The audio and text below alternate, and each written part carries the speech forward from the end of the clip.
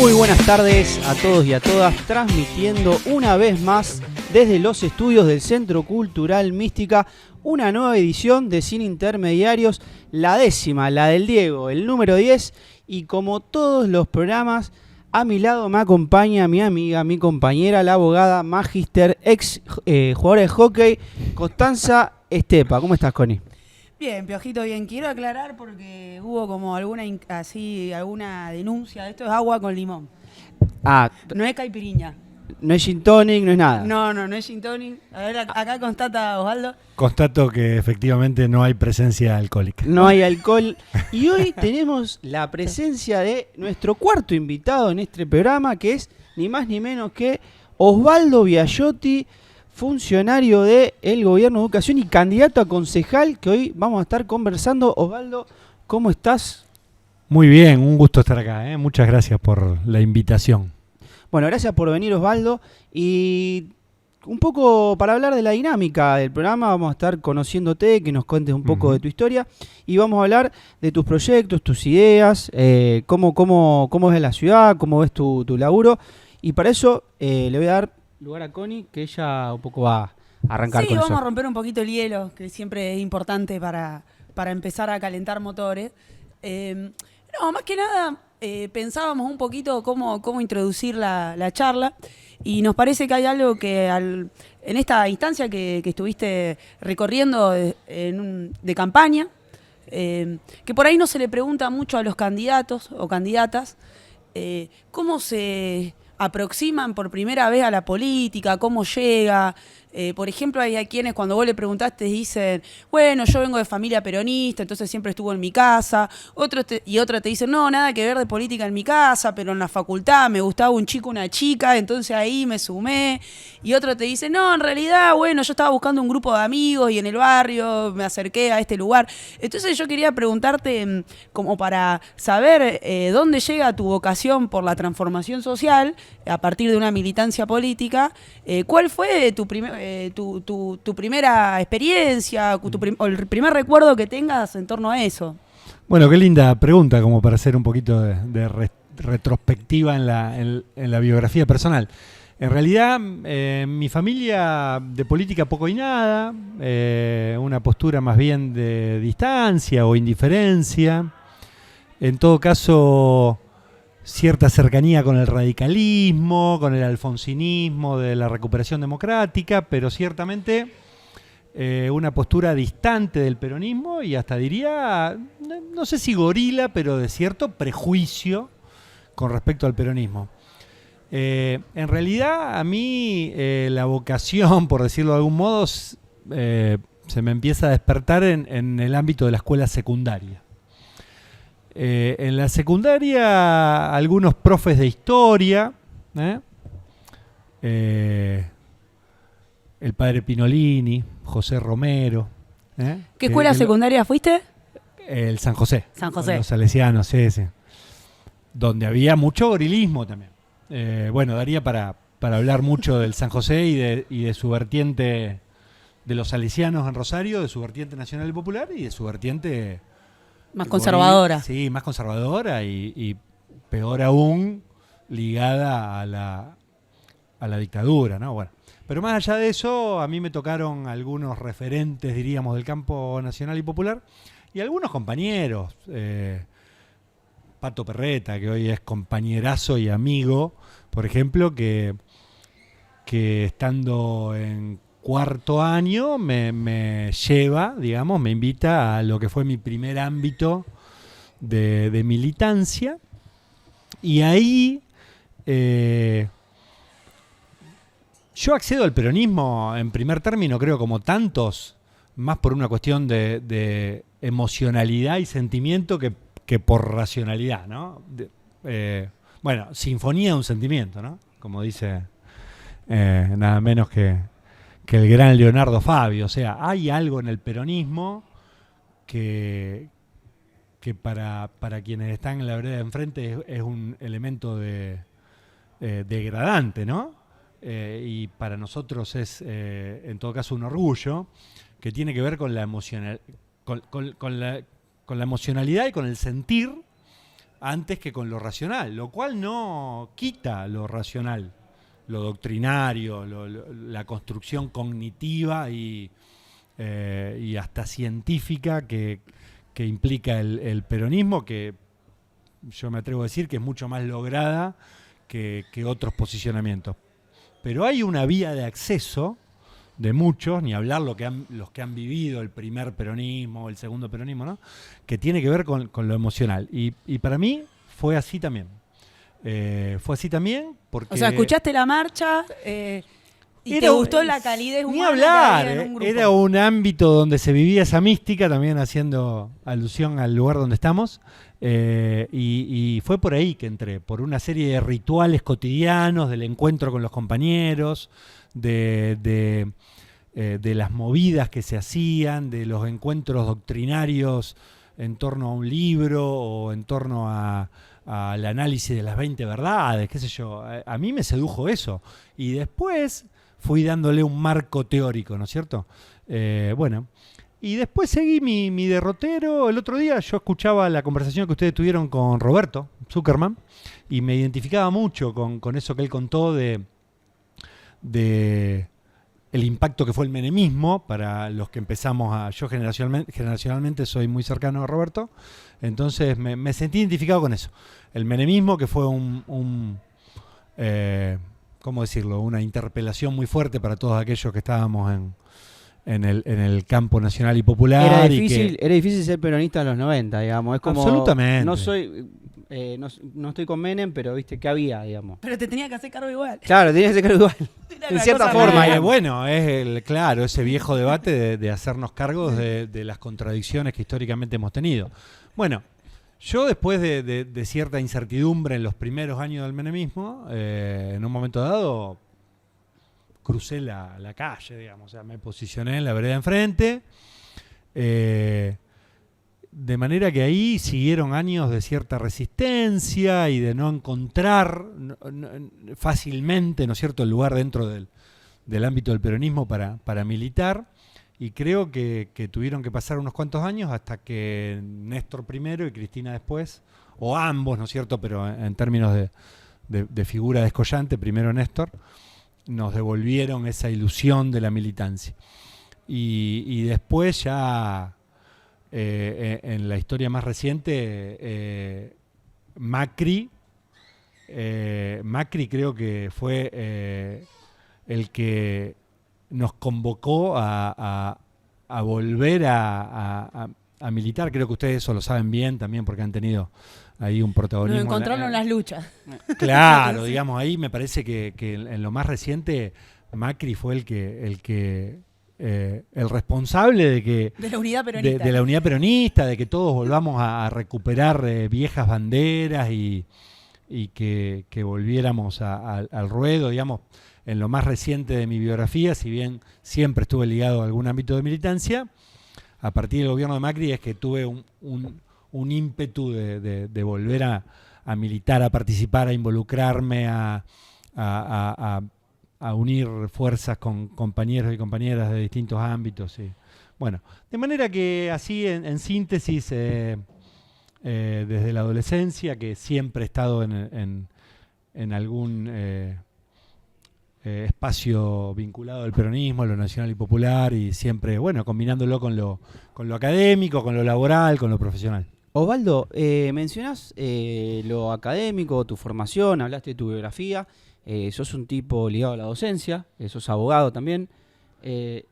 Sí, estudié abogacía como podría haber estudiado ciencia política o humanidades y artes. De hecho, hice 1 año y medio de humanidades y artes en un momento en que tuve una crisis vocacional porque no me reconocía como abogado en términos de litigante, ¿no? Claro. Y de hecho no lo he sido ni lo voy a hacer. Pero entrando en cierto modo por la ventana a la docencia, porque buscando laburo en los 90, con lo difícil que estaba, yo quería laburar a toda costa, no tenía 20 años todavía, y accedí a un cargo de preceptor.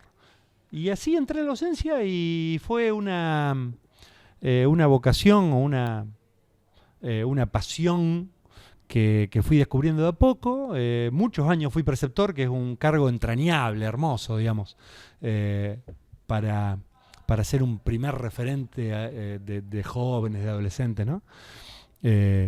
Después... Uno siempre se acuerda de sus preceptores.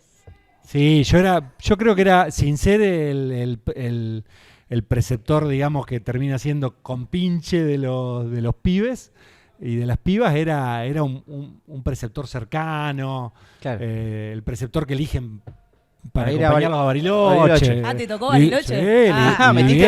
Metiste un Bariloche. Metiste un Bariloche, bien. Ligué muchos Bariloches. Fueron, la verdad, años muy lindos de trabajo con una carga de afectividad y de cercanía con los estudiantes muy interesante. Y a partir de ahí después hice el profesorado, me recibí de abogado de todas formas, pero como digo, sin dedicarme a la actividad forense. Y después seguí el camino de la docencia con postitulaciones, posgrados, becas en el extranjero, y he ocupado casi todos los roles dentro del sistema, digamos, preceptor, docente, directivo, supervisor, y bueno, en los últimos años en la gestión pública de política pública provincial, ¿no? Ya que mencionamos acá toda tu vinculación con la docencia, yo entrando un poco más en el terreno de ahora que se vienen las elecciones y sos candidato a concejal por el espacio dentro de las listas peronismo, digamos, vinculado a Marcelo Lewandowski. El hijo Rosario. El hijo Rosario. Te quería preguntar por algo que vos estás tratando en estos últimos tiempos que tiene que ver con lo del FAE. Yo soy docente también y soy preceptor, así que un poco hacía conexión con lo que decía. Ahí tenemos un vínculo, muy bien. Pero me gustaría que vos le cuentes a cámara a nuestros amigos que cómo es lo del FAE un poco, cómo funciona y en qué está en deuda hoy la municipalidad con respecto a esos fondos. Bueno, sintéticamente el FAE es el Fondo de Asistencia Educativa que existe por normativa pública provincial desde la década de 1960 y el mandato legal es que todo municipio y comuna debe financiar justamente ese fondo con al menos el 5% de la recaudación tributaria genuina municipal o comunal, ¿no? De manera que es el fondo destinado al mantenimiento de las escuelas públicas de cada ciudad, de cada comuna. La Municipalidad de Rosario le debe nada menos que más de 1.000 millones de pesos a su fondo de asistencia educativa, sin contar una torta presupuestaria muy importante también, que baja de nación a provincia y que provincia distribuye equitativamente entre todos los estados locales, que es que son los fondos de la Ley de Financiamiento Educativo, ¿sí? La de Néstor del 2006, digamos. Exactamente. Los fondos de financiamiento educativo son también una partida exuberante de dinero que debería ir a la educación pública. Rosario no lo cumple, de manera que ahí tenemos una clave de nuestra propuesta que tiene que ver con luchar desde el Consejo, si podemos llegar, para que la Municipalidad de Rosario asuma y salde esa deuda con el futuro de nuestros chicos, ¿no? Se asume erróneamente que la educación pública es materia de las jurisdicciones provinciales. En realidad hay competencias articuladas y compartidas entre los 3 niveles del Estado en lo que hace a la educación pública. Así como hay mucho dinero de nación que va a las escuelas, al salario docente mismo con el FONID, que es un componente del sueldo, o a las escuelas técnicas a través del INET, y así como los estados provinciales obviamente se ocupan de la masa salarial y de la administración del sistema, los estados locales deben aportar esos fondos a través del FAE a la educación pública, y en Rosario eso no ocurre, de manera que vamos por eso, ¿no? Entre otras cuestiones que tienen que ver con lo educativo, que es mi pasión, como les contaba recién. Sí, también pensando un poquito cuando vos contabas, se tiene una idea de que la educación es responsabilidad primera de un gobierno provincial. Que si bien eso es cierto, el gobierno provincial tiene responsabilidad, también es cierto que la educación es un derecho que tiene que cumplirse a todo tiempo y a toda hora, más allá incluso de la institución educativa, y que tiene que el Estado brindar específicamente provincial, municipal y nacional, todas las herramientas que tiene a su alcance para que eso suceda. Entonces ahí, esta idea que tiene por ahí la gestión actual de hacer nuestra parte y sacarse un poco la pelota de encima, haciendo un poco la metáfora de, sí, lavarse las manos.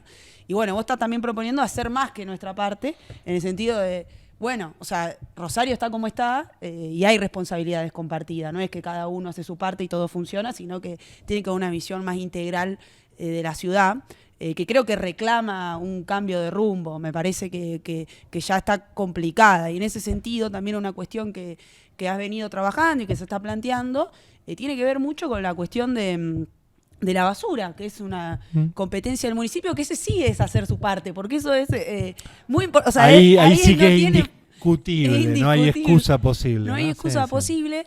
Y recuerdo que hace poquito mostraste unos basurales en tus redes sociales y demás, y eso generó una reacción naturalmente de los sectores que quieren conservar el poder de la ciudad de Rosario para hacer un poco lo que vienen haciendo desde hace varias décadas, decir, ay, bueno, ¿por qué te metés en este tema? Y como mucha reacción hacia esta cuestión. Yo por ahí miraba un poquito que Rosario y su área metropolitana tiene alrededor de 1.300.000 personas, y que cada una produce 1 kilo de basura más o menos por día, o sea, ese es un promedio, o sea, estamos hablando de una cantidad importante de residuos. Y asimismo esto se entrelaza con que se llevan a cielo abierto, o sea, que eso es un problema, que hay una montaña de basura en Ricardone, que es como que nos sacamos el problema también de encima y lo llevamos ahí.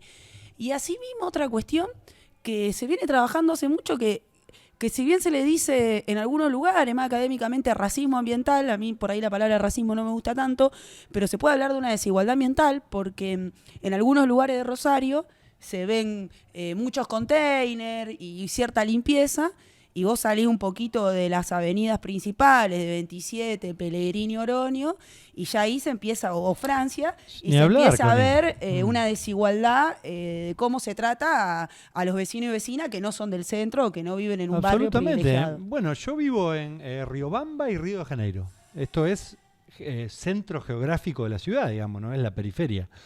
Y bueno, en campaña justamente compartimos un video a 3 cuadras de mi casa.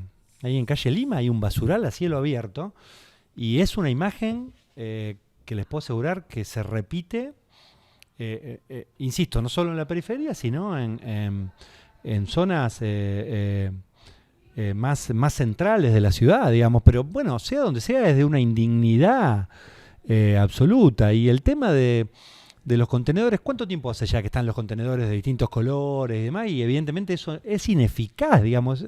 Es patente que se trata de una gestión a todas luces ineficaz. La ordenanza de basura cero ya desde que está cada vez se entierra más basura. O sea. Claro, además lo que vos decís, Connie, el tema de los reservorios de basura a cielo abierto. Por supuesto que acá también uno no niega que está de por medio la responsabilidad individual, pero no vamos a caer en esta vieja falacia de que tiene que ver con lo que el vecino hace o no hace, cuando hay tantas cuestiones sistémicas y que tienen que ver con la política pública que evidentemente no se están haciendo. Bueno, nosotros por estos días estamos con una actividad en agenda, entre tantas otras, que tiene que ver con escuchar a quienes saben de esto, a cooperativas que trabajan todo el tema de la economía circular, de la gestión integral de residuos,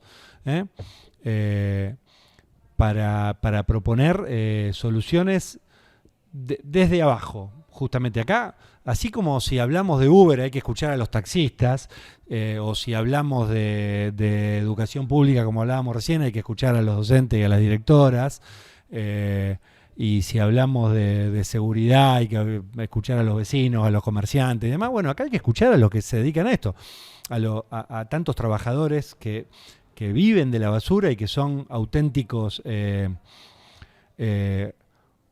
diría yo, legítimos responsables de un modelo sustentable, porque son trabajadores, ¿no es cierto?, que separan, acarrean, que están mucho lavan, en situación de irregularidad laboral. Exactamente. Además.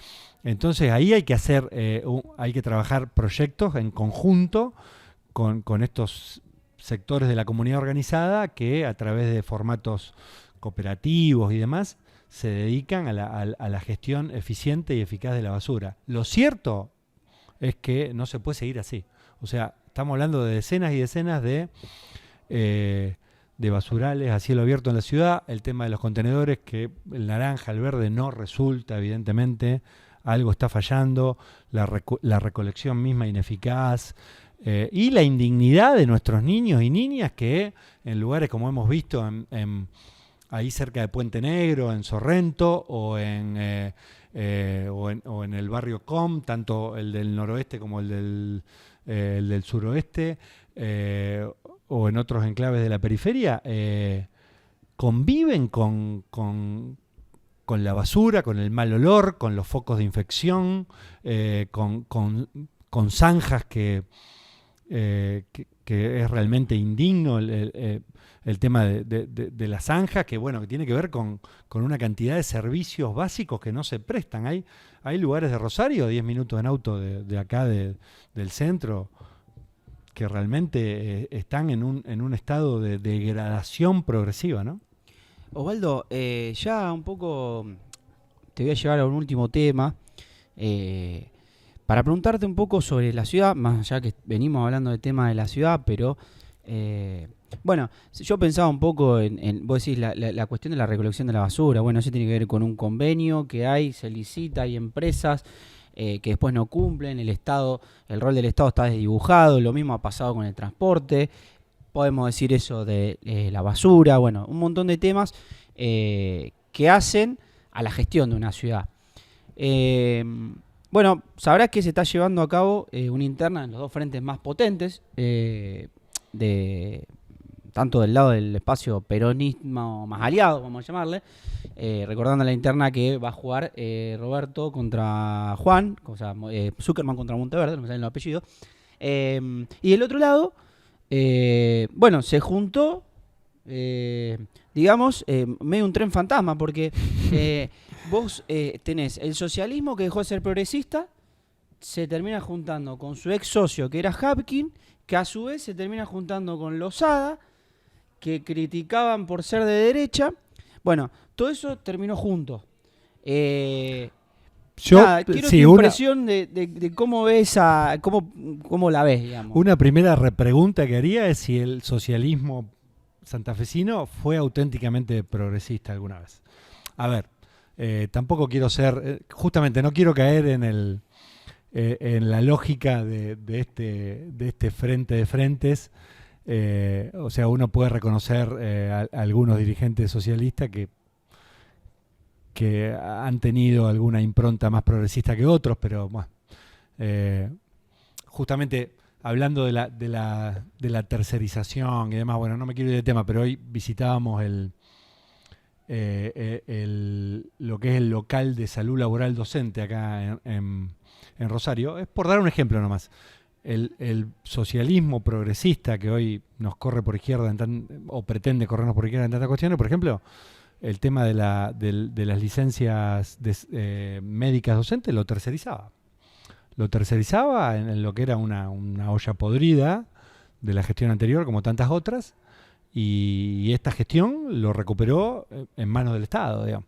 Y así tantas otras cuestiones que, bueno, en fin, o sea que me pregunto si es tan el agua y el aceite, cuando creo que hay un trasfondo que tiene que ver con posicionamientos reaccionarios o conservaduristas que en algún punto los une. Pero lo cierto es que a mí me da vergüenza ajena el modo en que se están tirando con de todo, ¿no? Me parece que eso contrasta fuertemente con una interna dentro del peronismo, con la gente también de Ciudad Futura que se ha sumado, donde creo que sin necesidad de hacer ningún pacto explícito, todo lo que de un modo u otro en distintos roles estamos participando de esta instancia, asumimos que se trata no de una contienda, sino de un procedimiento democrático para que la gente decida quiénes vamos a integrar las listas definitivas, ¿no? Ni más ni menos que eso. Y insisto, no, por ahí me encuentro con compañeros y compañeras de otros espacios y coincidimos en esto. No hubo necesidad de de hacer ningún pacto expreso, de firmar ningún documento para salir a poner en valor lo que cada uno considera prioritario y distintivo de la construcción propia, sin que haya habido ninguna necesidad de hablar mal de otros compañeros y compañeras, mientras que Losada Puyaro fundamentalmente, pero también en otros, ¿no es cierto? En otros, en otra categoría en otros también. nudos de esa red del Frente de Frentes, en otras categorías, se está dando una masacre mutua, ¿no? Yo no sé después cómo van a salir parados tras la jornada del 16, ¿no? Bueno, ¿algo Sí. más? No, me quedé pensando un poquito en una reflexión que planteaba que vos te acercaste al peronismo por una cuestión de sentimiento y que después le metiste la idea de razón. Y hay algo lindo que siempre dice Galeano, que habla de los procesos latinoamericanos que tienen ese sentipensar. El sentipensar, claro. Que yo creo que también hay algo de eso, en el sentir pensando y pensar sintiendo, y que creo que es lo transformador y lo que nos ha convocado a quienes vemos la política como un lugar para transformar las injusticias, ¿no? Y también hacer que se viva mejor en nuestra ciudad. Me parece que también tu propuesta de ser candidato a concejal lleva un poco esa impronta, de decir, o sea, yo te he visto caminando con otros concejales con los cuales competí, como vos decís, con el mejor de los ámbitos, con muy buena onda, buena sintonía, y sabiendo que esto es un procedimiento, y después de las PASO seguimos avanzando. Y en eso la verdad que no se ve en la vereda del frente, y todo lo Bueno, contrario. la derecha, ¿se acuerdan ustedes durante los primeros tiempos, sobre todo del gobierno de Mauricio Macri? Nos vendieron o pretendieron vender e instalar que justamente que ese componente emocional, emotivo y sentimental y afectivo de la política la degradaba. Ellos eran Tecnócratas. Claro, y se jactaban de eso, ¿no es cierto? El mejor equipo de los últimos 50 años, eran los que venían a La justamente pobreza cero. otorgar racionalidad a la política. ¿Se acuerdan todo el debate en torno al tema de los billetes? Que tenía que haber animalitos en los billetes porque Sí. un posicionamiento en términos historiográficos en cuanto a la elección de un prócer para un billete era algo que la política no debía tolerar. Y bueno, así no fue realmente. Al fondo. Nos fuimos al fondo. Y ahora tenemos que Chiste de salir. salón. Bueno, y ahora no sé cómo vamos a salir. Pero bueno, eso vamos a tocarlo un poco Ahora lo tocamos en en el el último, segmento el que último sigue. segmento. Osvaldo, gracias por venir. Gracias por tus palabras. ¿Cómo hacemos para votarte? Por izquierda, desde abajo, hago así como si tuviera La boleta. La boleta. No acá, olvidemos la boleta. Una boleta que va a ser como una A3, ¿no? Más alta que yo la boleta. Por izquierda, desde abajo, 1, 2, 3. El Osvaldo tercero, Biagiotti, de concejal. abajo para arriba, Osvaldo Biagiotti, concejal. Elijo Rosario, listas. ¿Tenemos el número de lista por ahí? ¿Número? No. Uy, estamos flojos Estamos con flojos, eso, no me acuerdo. lista. Yo, ¿no? La mejor lista, entonces, Elijo Rosario, Osvaldo Por Biagiotti. izquierda, desde abajo, el tercero, 1, 2, 3. 1, 2, 3. Bueno, Osvaldo, gracias. Gracias a ustedes. Gracias, Un Osvaldo. placer. Seguimos en Sin Intermediarios. Pasaba Osvaldo Biagiotti, precandidato a concejal, nos contaba sus proyectos, su vida. Y nos queda, bueno, algunas cosas en el tintero, Connie, para seguir conversando, que tiene que ver un poco con lo provincial, lo nacional. Tuvimos un gran 9 de julio. Hay que ver. Tuvimos un gran 9 de julio y vamos a tener un importante 16 de julio. Porque se vienen, claro, las PASO se definen el gobernador, el próximo, los candidatos en realidad, de cada frente. Sí, se viene una elección local donde vamos a tener que los rosarinos y las rosarinas elegir los candidatos y candidatas a la intendencia de la ciudad. Todos los frentes en unas primarias abiertas simultáneas y obligatorias, es decir, que es obligatorio ir a votar, no es optativo. Tenemos que elegir quienes queremos que sean aquellos hombres y mujeres que nos van a representar para llegar a la recta final, que son las generales. Así que acá hay algunas encuestas que están circulando, que dan algunas novedades, algunas sorpresas, algo que se esperaba también, principalmente un escenario de paridad entre Roberto Zuckerman y Juan Monteverde. Todas las encuestas están dando prácticamente un empate técnico, algunos la ponen un poquito más arriba al otro. Pero más allá de eso, principalmente destacar que si esto se llega a dar así, puede haber una importante cantidad de votos dentro de lo que es la interna de Juntos Avancemos, que es la propuesta que lleva el Frente Peronista, donde se está constituyendo un espacio diferente en la ciudad de Rosario, que bueno, que protagonizan Roberto Zuckerman y Juan Monteverde. Así que ahí hay una cuestión interesante porque se empieza a abrir un escenario para la ciudad donde puede haber un cambio de signo político, porque hasta hace varias décadas viene gobernando lo que es el ex Frente Progresista, hoy en alianza con el PRO. Podemos ver a Pablo Hawking caminando nacionalmente con Carolina Lozada, y a Miguel Tesandori, candidato de Maximiliano Puyaro. Así que bueno, esas son las propuestas que tienen, que asimismo están enlazadas con Horacio Rodríguez Larreta para lo que es la interna acá de Miguel Tesandori y Maximiliano Puyaro, que van a intendente y gobernador respectivamente, y lo que es Pablo Hawking, que viene amadrinado por Carolina Lozada, que es fuertemente bancada por el eje... Yo te iba a preguntar algo, porque Macri apoya a Lozada. Sí. Lozada está con Hawking. Mirá las redes sociales de Macri, un militante de losadista. Y Hawking entonces está con Macri por decantación. Exactamente, digamos. es eso. Pablo, viste que siempre se mostró... ¿Coincidirán en lo que piensan en el fondo? Lo pregunto en serio. ¿Coincidirán en el fondo Macri con Hawking? Porque, o sea, después hablan del pragmatismo del peronismo, ¿viste? Que dicen, no, se juntan para ganar nomás. ¿Y estos muñecos qué están haciendo? Porque Hawking viene de una tradición radical, alfonsinista, demócrata, de la universidad pública, y Macri representa, en teoría, todo lo contrario. Digamos. O por lo menos, quizás del dicho al hecho de largo trecho, como decía mi abuela. Entonces, me parece que una cosa es lo que se dice, también una cosa es lo que se hace. Y bueno, quizás desde lo discursivo se puede plantear algo más ligado al progresismo, pero de lo práctico, un proceso extremadamente conservador que va a profundizar las desigualdades sociales que ya existen en nuestra ciudad, que son muchas y muy graves. La que se quejó mucho de todo eso fue Amalia Granata, que se quejó de que Lozada andaba en avión. Yo no sé si en el fondo envidia de Amalia, le mando un abrazo a Amalia, la tía de Lucas, pero se ve que en el fondo para mí un abrazo cálido, no político. No, yo no le abrazo ni pedo. Un abrazo cálido porque es familiar de un compañero. No, llegan acá los repudio por haber dicho esto de Amalia Granata. Es la tía de Lucas González, un compañerazo, pero bueno. Imitemos el ejemplo, el programa de Lucas González, invitamos también a que... compañero, secretario general. Pero bueno, así la interna de, digamos, a nivel provincial, con respecto a Lozada en medio con Puyaro se están tirando con de todo. Sí, mucha perspectiva en lo que es la ciudad, porque si la interna efectivamente representa lo que dicen las encuestas, que como habitualmente se dice, las encuestas dicen lo que quiere el que la encarga. También es cierto que algo hay que agarrarse, entonces bueno, si vamos a hacer un poco de análisis político, también tenemos que partir... Los cientistas políticos de algo tienen que vivir. Sí, las encuestadoras, los antropólogos, la antropóloga, y después lo que también nos gusta la política, y estos momentos son muy vertiginosos y nos convocan también a ir mirando cómo se viene moviendo esto.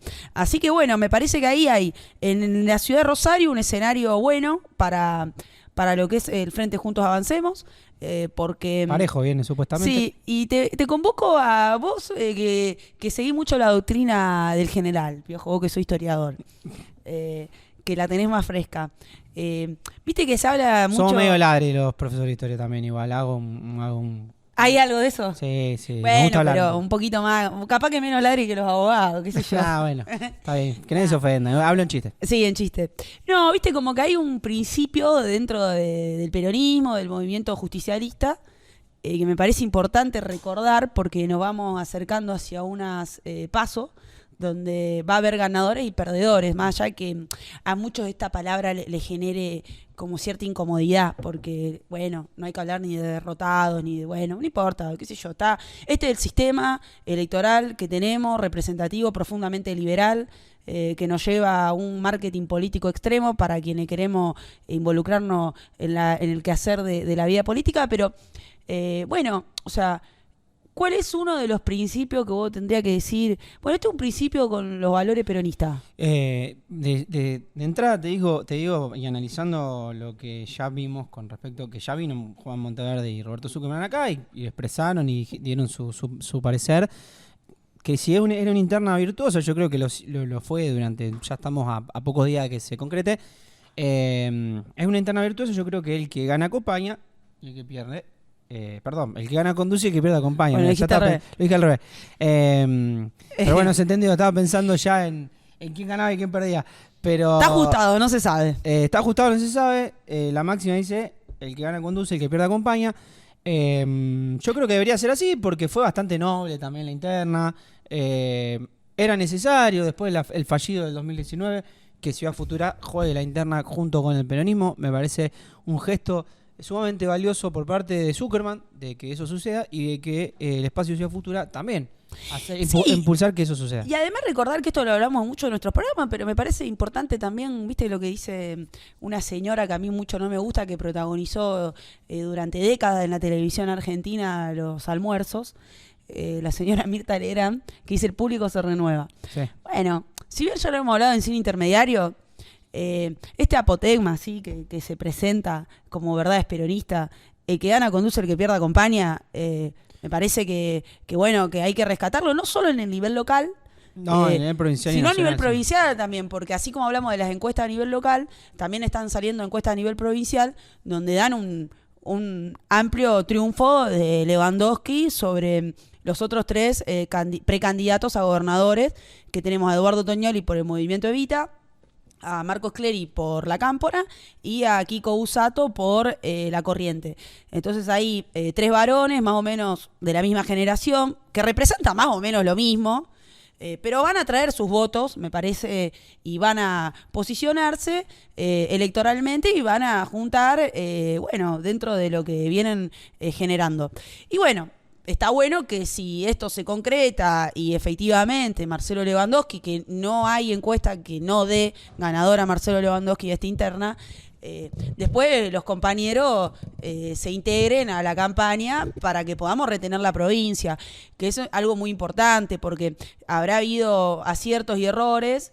También creo que fue muy difícil para el peronismo después de 12 años de gestiones socialistas, radicales, que hoy convergieron con el PRO. Fue muy difícil para el peronismo recuperar la provincia, retomar, no se podían pagar los sueldos al inicio de la gestión, hubo problema con los aguinaldos, cuestiones básicas, elementales para el sostenimiento de la cuestión pública, porque muchas veces se habla de que lo público tiene que estar profesionalizado y enaltecido, pero por otro lado tenemos empleados estatales y empleadas estatales que ganan poco o que no reciben su salario digno. Entonces, bueno, ahí también hay una cuestión para trabajar. Y en este marco, bueno, se dio una gestión que quizás en la ciudad de Rosario hay cosas que faltan. Yo creo que para la ciudad de Rosario se puede poner un poco más, pasar de cuarta a quinta, y creo que ahí estaría bueno que un próximo gobernador peronista... Que sea de Rosario, viejo. Eso estaría buenísimo. Eso sería bárbaro. Ya lo fue Lifchip, un rosarino. Después Wiener también fue rosarino, los últimos estoy pensando, por el exsocialismo, digamos. Pero estaría bueno que dentro del peronismo también eso suceda. Y hay acierto como lo que es la política sanitaria, que fue muy reconocida, lo que fue el boleto educativo gratuito, también lo que tuvo que ver con involucramiento de muchos jóvenes que se fueron incorporando a la gestión de la provincia, y que bueno, el peronismo tiene que tener una chance de poder gobernar 4 años más para materializar quizá grandes desafíos que tenemos para nuestra provincia. Y en ese marco también, en esto del que gana conduce, el que pierde acompaña, bueno, ciertas voces, que quizás la interna ha sido virtuosa, pero ciertas voces muy críticas al oficialismo. Y bueno, los que somos peronistas, las que somos peronistas, somos oficialistas dentro de la provincia. O sea, entonces también un poco de responsabilidad política, porque salir a criticar pronosticando una derrota del peronismo, diciendo el gobernador no hizo esto a 3-4 días de las elecciones, la verdad que puede contener a los propios, pero me parece que el desafío en esta instancia no es contener a los propios, sino convencer, porque Yo por ahí, que no estoy todo el día en la cuestión más de hablar con militantes, sino también con otras personas, no está muy bien visto esta crítica permanente entre los políticos, de criticarse los unos a los otros. Y te dicen, yo quiero que me hablen de propuesta, no quiero que se critiquen entre ustedes. Bueno, entonces capaz que no está tan bueno a veces profundizar las diferencias de esa tinte previo a unas pasos donde el peronismo tiene que revalidarse y donde lamentablemente no hay encuesta que no dé a la suma del frente peronista abajo del Frente de Unidos. Exacto, o sea, hoy la interna de Mónica Fein, Carolina Lozada y Maximiliano Puyaro estaría siendo ganadora si se suma las partes de un eventual gobierno de la provincia. Entonces me parece que ahí va a haber que hacer un trabajo muy, muy fino y muy cara a cara. Hay que reconocer lo que se hizo mal y lo que se hizo bien, profundizarlo y mejorarlo. Yo creo que eso va a suceder. Ya hubo una foto hace una semana de todos los candidatos en el PJ, digamos. O sea, creo que hay voluntad. Ojalá que eso suceda. Pero te quería llevar algo un poco más que tiene con lo nacional. Porque pasó el 9 de julio. Pasaron cosas. Comimos locro, obviamente, tomamos vino. Escuchamos música, hicimos un montón de cosas, comimos, festejamos y también un hito que fue la inauguración del gasoducto Néstor Kirchner. Algo que a priori uno escuchaba a Massa cuando se dio, contó en un momento, en una reunión con el empresario y comerciante, dijo que el FMI lo apretaba para que no se concretara porque eso iba a generar que no tuviera plata para poder cubrir el déficit, la balanza comercial, el pim pam pum, la deuda, etcétera, etcétera.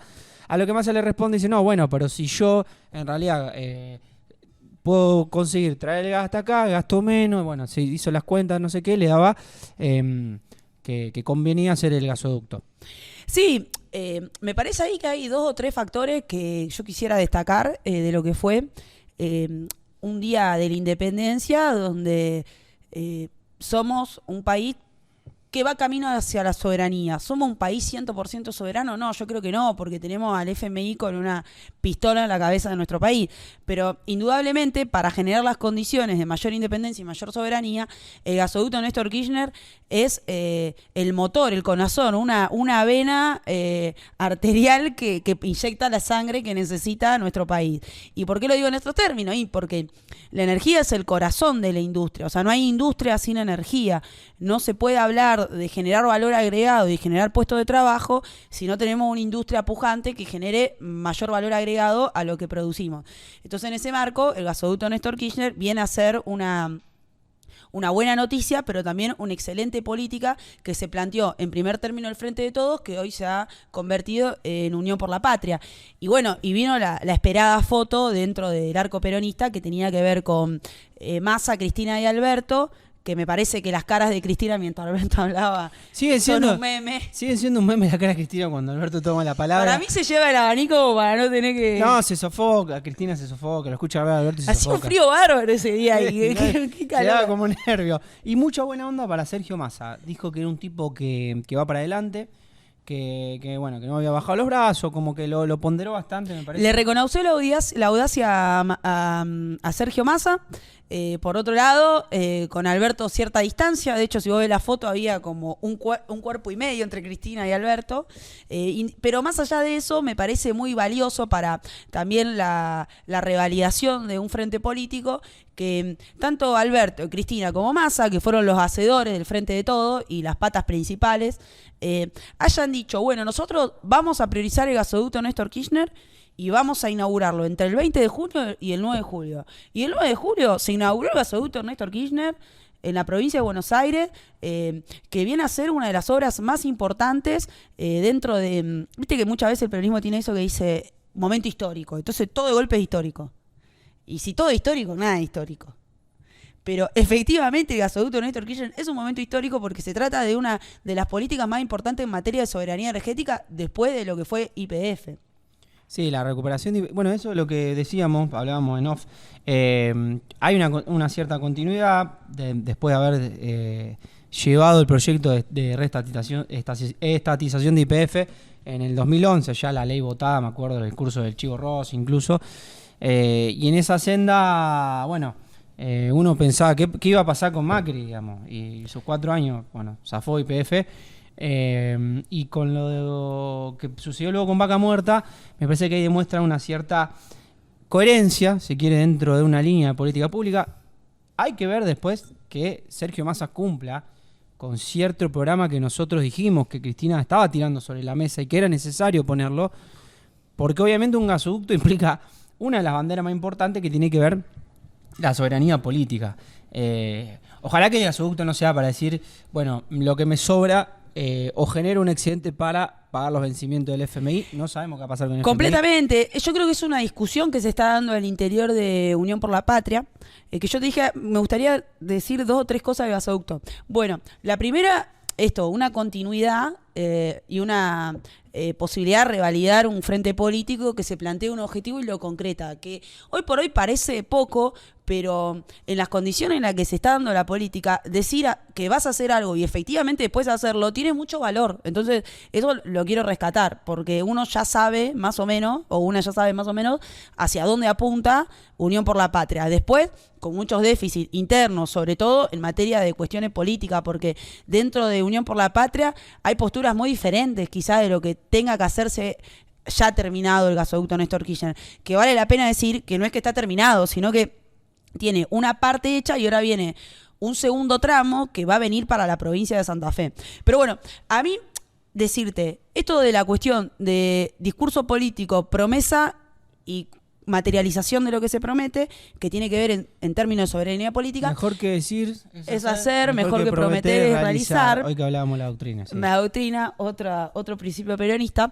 Pero ahí hay un claro oscuro del gasoducto Néstor Kirchner que tiene que ver con cómo se plantea la cuestión dentro del peronismo y también cómo se da este entorno del acceso a ciertas cuestiones básicas dentro de nuestro país.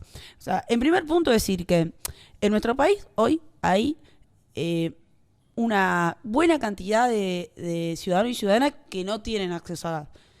Se estima más o menos que casi el 60% no tiene acceso a gas. O sea, gas natural. Entonces, ahí hay una deuda de la democracia, una deuda de nuestro proyecto político, porque está buenísimo el gasoducto Néstor Kirchner, pero si eso no impacta en la vida cotidiana de quienes tienen que abrir la llave de gas y todavía siguen comprando el gas a garrafa, que es mucho más costoso que el gas natural, bueno, ahí hay un tema a ver. Entonces, bárbaro los bombos y platillos por la apertura del gasoducto, la inauguración del gasoducto Néstor Kirchner, pero veamos cómo hacemos que eso sea accesible para nuestra población.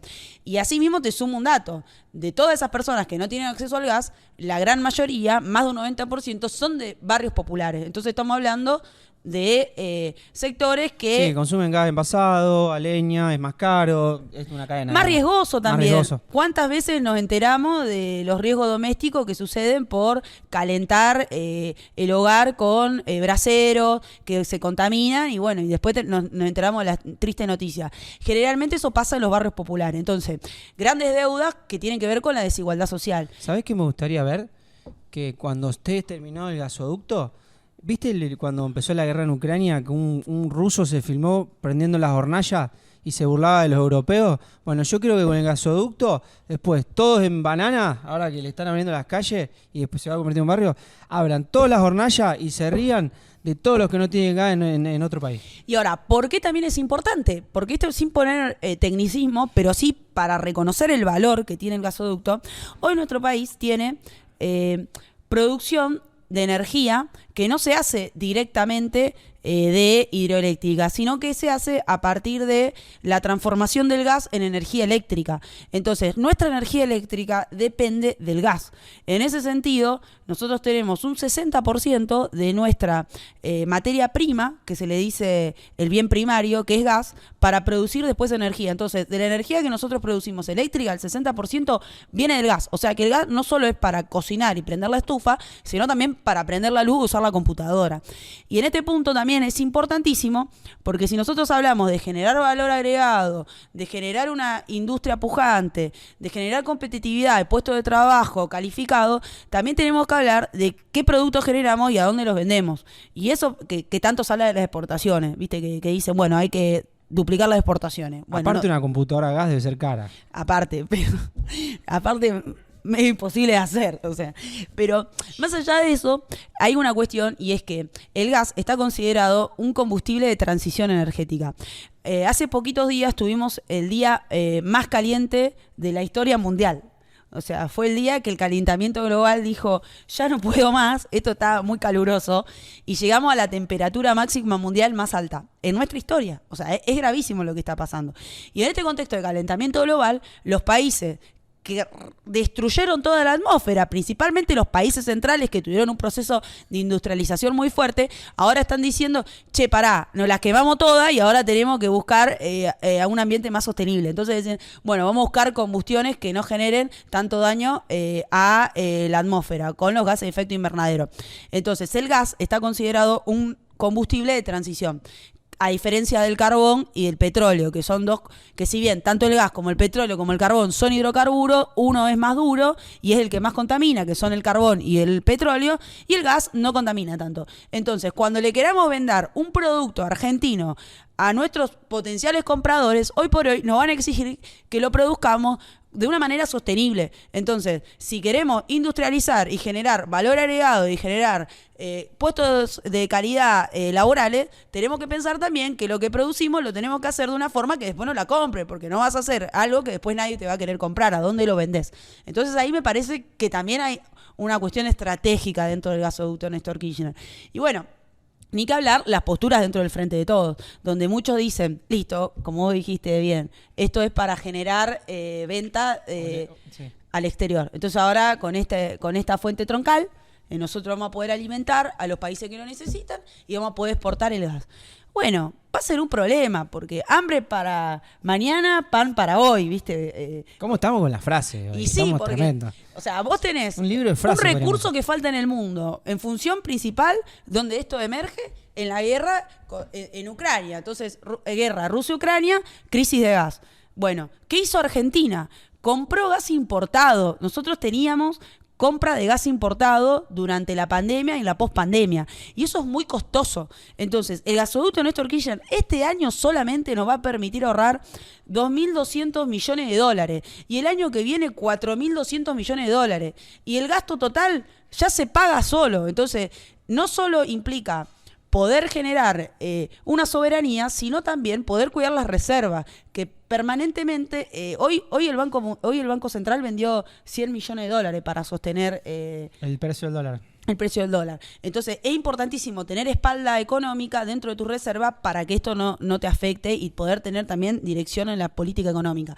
Entonces, ahí vos tenés como una cuestión que es fundamental y es empezar a ver que dentro de una política energética vos podés generar condiciones de igualdad social en un país como Argentina que tiene grandes deudas. Entonces, bueno, ahí me parece que hay una cuestión. Y dentro del Frente de Todos vamos a escuchar a Cristina, que dijo fuertemente, yo no quiero que este gas después se use para exportar, porque tienen que entrar los dólares que después le tenemos que dar al FMI. Es una nueva forma de colonialismo eso. Por otro lado, Massa se escuchó decir, bueno, hay que exportar más atenuado, pero por otro lado dijo, tenemos que exportarle a Brasil, a Bolivia y a Chile. Brasil va a poner una parte para hacer la otra parte. El Banco Nacional, exacto, el Banco Nacional de Desarrollo Económico y Social de Brasil quiere financiar parte del gasoducto para que le llegue al norte de nuestro país, al sur del país de Brasil, para poder alimentar de gas. Entonces, bueno, ahí hay varias cuestiones. Una cosa es vender el gas en barco a las potencias mundiales, otra muy distinta es fortalecer una matriz energética regional. Entonces, bueno, ahí hay matices también. No, iba a decir algo, Massa se lo escuchó decir, ya terminamos, se lo escuchó decir que había que abastecer el mercado interno también. Eso es importante. Lo están haciendo así. Sí, ya no estamos yendo. Pero en esto es verdad algo que es un problema histórico y estructural de nuestro país, que es la logística y el transporte de los recursos naturales. Eso es algo que dice, entre otros, dice Moreno, digamos. O sea, el recurso es gratis. El problema está en cómo lo transportamos, hacia dónde. Aplausos ahí. Hay aplausos. A ver, Pará, lo dice Moreno, lo dicen todos. Me acuerdo de Moreno ahora porque... Llegó el operativo Glamour Moreno así intermediario. La platea morenista está contenta, pero lo dicen todo. En realidad el problema es la logística y la distribución de este país. Por eso, por ejemplo, me acuerdo, una de las empresas, si yo te pregunto a vos, ¿Cuál es la empresa más grande del país? Seguramente va a pensar en Techín, va a pensar en Pablo Roca, va a pensar, no sé, en petróleo, va a pensar en Amalia Fortabat, en Pérez Compán. Sin embargo, una de las empresas más importantes del país es Mastelone, que es la Serenísima, por la logística y la distribución, y la capacidad de logística y distribución que tiene lo que, entre otras cosas, produce. Pero no importa, me fui del tema. No, pero es importante esto que decís, porque precisamente lo que trae Gasoducto Néstor Kirchner es transporte. Es transporte del gas. Y Exactamente. la gran cantidad de los bienes que pagamos tienen un importante valor de transporte. Entonces, un desafío es eso.